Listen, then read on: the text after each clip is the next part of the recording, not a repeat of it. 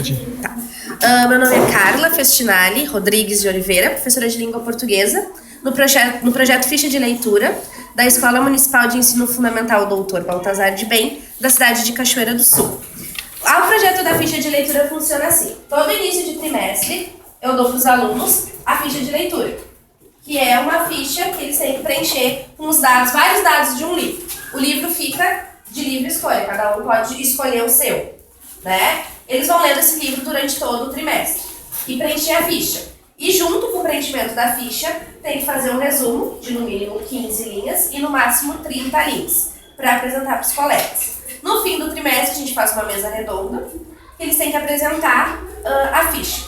Eles leem o nome do livro, o nome do autor do livro e o resumo. Depois que o aluno lê o seu resumo, eu faço uma pergunta sobre o resumo lido.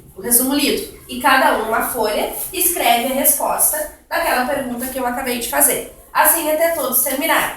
Ao fim a gente recolhe todas as folhas e todas as fichas. Como é que funciona a avaliação dessa ficha de leitura? Ela é dividida em 3 partes. A primeira parte, eu avalio o preenchimento da ficha. Se preencheu a ficha corretamente, com todos os dados pedidos de maneira certa, que pede edição, número de páginas, autor, todas aquelas informações, personagens principais.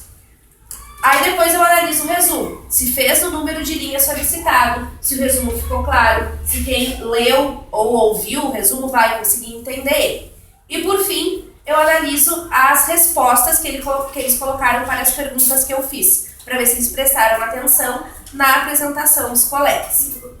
Qual é o objetivo da ficha de leitura, né? Por que eu faço essa ficha de leitura com vocês? Primeiro, o objetivo principal é que vocês tenham gosto por ler. Porque no mínimo vocês vão ter que ler 2 livros, né? Já que eu entrei em abril na escola. 2 livros esse ano, né? Então é isso que eu quero, que vocês gostem de ler. Depois que vocês consigam e saibam retirar informações do livro. Saber quem é o autor, o que é um autor, o que é uma editora, o que é uma reedição. Saber tirar os personagens principais da história, onde ela acontece, quem aparece mais vezes, tudo isso.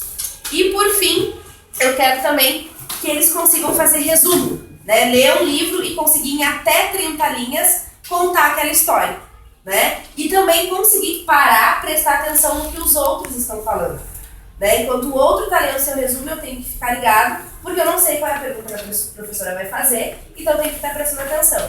Esses são os meus objetivos com a ficha de leitura. Eu já faço ela há uns 3 anos.